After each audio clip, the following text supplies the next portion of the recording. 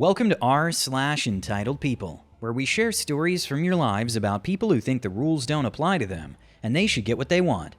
Thank you, friends, for subscribing to the channel, and for so many likes. And today we have 3 great stories, so subscribe, hit the like button, and let's begin. The first story, dealing with the dumbest customer ever. The second story, entitled Dad's Tantrum at the Mini Golf Course, a scorching showdown. The third story, the downfall of a once prominent restaurant. The first story is absolutely the dumbest box of rocks I've ever dealt with in my life.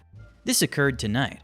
I work for a major car rental agency located at a northeastern U.S. airport that I would classify as medium in size. Not the busiest airport, but large enough to be classified as a hub airport. As part of my duties, we sometimes have to wash and prep cars. Not a big deal to me. The facility that I work has a CSR, me, working this particular shift since it's slow. I'm the only one there. I'm outside getting a car ready when I receive a phone call from a customer asking where we're located. I tell her we're at the particular airport in the terminal area. She states that she believes that she's at the correct location, but doesn't know where to go. I tell her to look for the signs, posted at the main entrance to the airport, that point to the reservation desk. Once again, she states that she believes she's at the airport, but is not quite sure. I see her driving by the road directly in front of the terminal building, and flag her down as she's driving. I asked her if she saw me, and she said that she did. She once again asked me where the terminal was, and I told her that it was the big building that I was standing in front of, and she's in front of now, and to park in the parking lot and come in the main entrance. At this point in time, I knew that I was dealing with a rocket scientist. If it's not obvious, I work at a place that has aircraft, jets, props, helicopters, etc., in plain view of the terminal. She came inside to the reservation desk, told me that she had hundreds of questions before she rented, and told me that she had lived in the town next door to the airport and never knew that our county had an airport. She said that she lived there most of her life.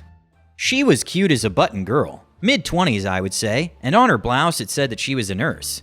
She had to be under 25 because she told me that she's underage for rentals without a fee. Anyway, she had gotten a quote online from one of the reservation people and wanted to clarify exactly how much it would be to rent a vehicle.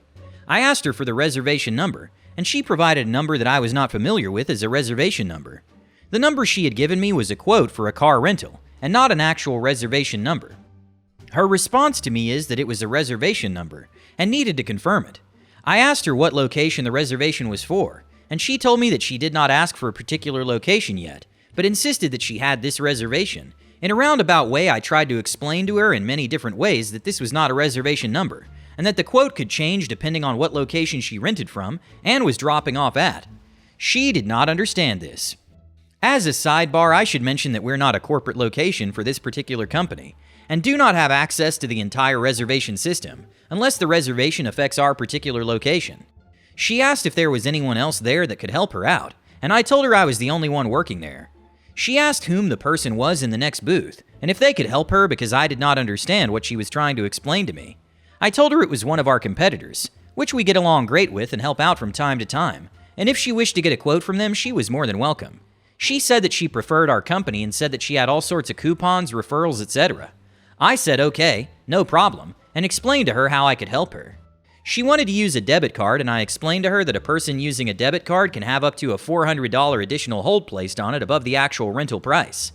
It is our company policy, and I told her that a normal deposit is $250, and at our location they've elected to only add an additional $200 instead of the $400 hold.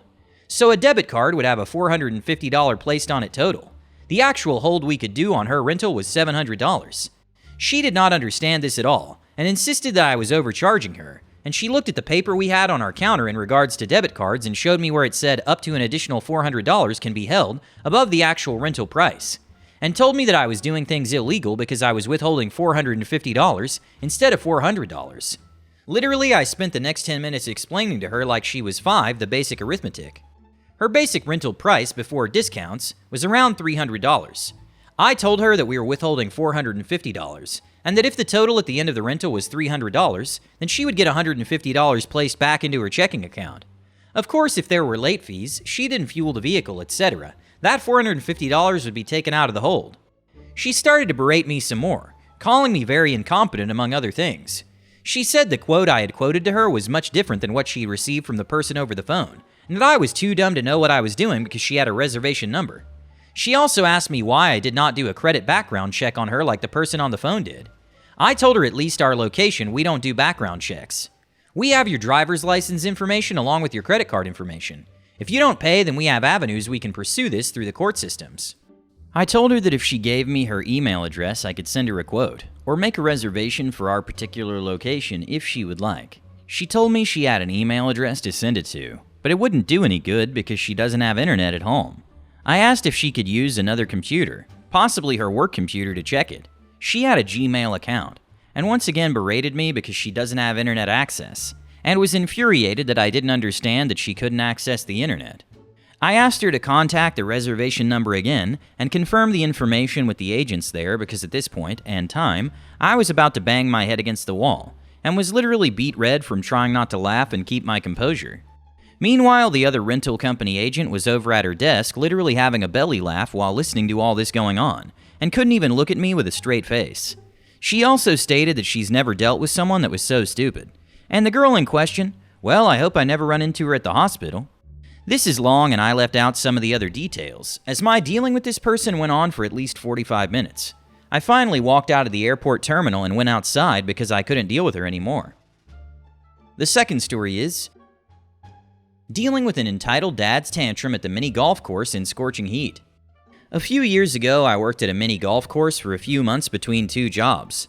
The facility is a subsidiary of my hometown, and my CEO reported directly to the mayor.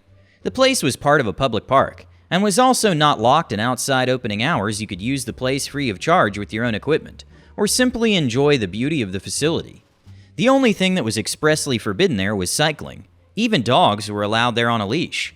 This story took place in a summer, and the temperatures had been over 95 degrees Fahrenheit for 2 weeks, and on this day it was even 105 degrees Fahrenheit. To get to the mini golf course, I had to take 2 different buses. Since it was the holidays at the time, I was the only one assigned for the day, but because it was so hot, only a few people came to play anyway. A total of 3 groups in 2 weeks. The rest of the customers just wanted to buy ice cream, mostly mothers with their children because there was also a water playground on our premises. On the way to work, bus number 1 broke down due to the heat and could not continue. I had to walk to the bus stop for the second bus. Of course, I missed it. I had to walk to the mini golf course in the heat. Shortly before the entrance, I could already hear the church bells for 12 o'clock and was finally able to enter the complex through the main entrance at 12:02. Soon as I took my key out of my pocket, I spotted 2 cyclists out of the corner of my eye. In terms of age, I thought of a father with a son. The older of the 2 spoke to me as he rode his bike in circles around me. Entitled dad equals ED. I equals me. ED. When are you opening? Me. Now? ED. What are the opening hours? Me, a little irritated. Actually at 12 o'clock. ED. Aha, and what time is it now? Me, looking at the clock. 12:05. Sorry, but the bus is... ED. I don't give an SH. It says 12 o'clock and you're late. I want to play. Continuing to ride his bike around me. Me. Give me one... ED screaming. I don't give an F. Go faster. I had enough then. Me. First of all, not in that tone. Secondly, cycling is forbidden on the entire complex, as can be seen from the signs at every entrance. And thirdly, I don't feel like that kind of SH in this heat, so I won't serve you. He scolded me and followed me to the back entrance of our sales room until I closed the door, and he went to the front door. He waited there until I unlocked the door and he could continue complaining to me. He demanded to let him play and give him the contact of my superior. At this point, a few mothers and their small children had gathered to buy ice cream. As he stood in the shop and got louder and louder, he scared the children with his screaming. Which made me tell him, either you leave the store and shut up or I'll take care of it myself. Here's my boss's business card. Out now. Obviously shocked, he stopped in his rant, went silent and stepped outside with the card to take his call. A mother told me that she would write an email to my boss herself and report on my exemplary behavior. Less than 2 minutes later, my phone rang. The CEO was calling. I had given the customer his card, not the one from my supervisor. CEO. Sorry to bother you, but I have a customer on the line complaining about you. I told him what happened. CEO. I see. Could you please let the customer play at half price and the problem should be resolved? Me. No. CEO. No? Me. Exactly. No. He's not playing today. CEO. What if I turn it into a service instruction? Me. Then I'll close it immediately and won't open it tomorrow. CEO: Okay, you're in charge there. Well played. Laughing. After the phone call, I went to the customer, who greeted me with a triumphant grin. When I told him the decision, his expression fell apart and his son started crying. Because the son was so disappointed, I offered that he could apologize and then I would let them both play. I received my apology and even apologized for keeping them both waiting. For the rest of the day, I sat in the shade with my feet in a bucket of ice and sold ice cream to mothers with their children 3 more times until I closed the shop. The third story is rising tensions and culinary chaos. I formerly held a position in a restaurant located in a bustling tourist city. This location was extremely well liked by the locals throughout the entire year, and during the peak season, when the city's population was at its highest, business skyrocketed. The establishment was a joint venture between 3 proprietors of restaurants in the area, who collaborated in order to pool their funds and resources in order to recruit the most talented chefs and bartenders in the area. To put it another way, that was how it began. As a result, we had a poor year. Over the course of several years, the establishment had been profitable. However, when the town went through a shift in preferences, the establishment lost its luster.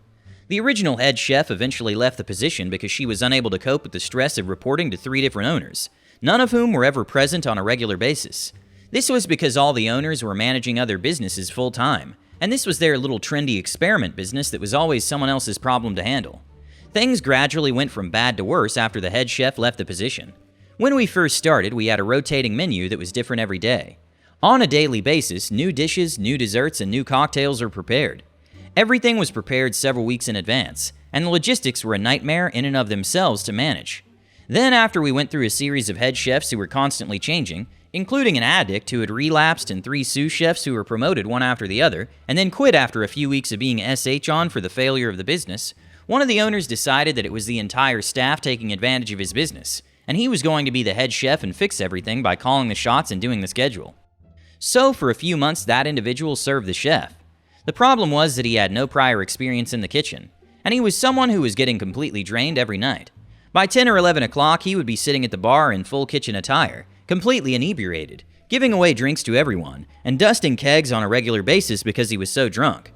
After that had been going on for a month, one of the other owners mentioned to some of the servers that the cost of the food had skyrocketed in some way, but they were unsure of the reason or the manner in which we were wasting 60 to 80% of everything each night. In spite of the fact that we would be purchasing all this product, we would end up incurring a significant loss. After that, one of the servers went out of the office to get something, and when they returned, they discovered the proprietor, who also served as the chef, drinking cooking wine from a box that was large enough for commercial use. For the benefit of those who are unaware, cooking wine is intentionally loaded with salt in order to discourage people from drinking it. In the process of cooking, you do not want to get drunk on wine. He had been ordering specialty wines through the food account, and when the bill became too large, he began ordering bulk cooking wine and drinking it to himself in the office. At that point, everyone was fuming with rage, because they had been taking the owner's SH for the failure of the business, which was falling apart as a result of the neglect of all the owners and the mismanagement of funds. As a result, all the senior staff members resigned at the same time, creating a massive wave, beginning with a single dissatisfied Sue, who in turn inspired the rest of the kitchen staff to quit. The situation escalated to the point where all the servers and the main bartender quit at the same time. Shortly after I left, the establishment went out of business. Hit the like button and subscribe to the channel. Have a good day.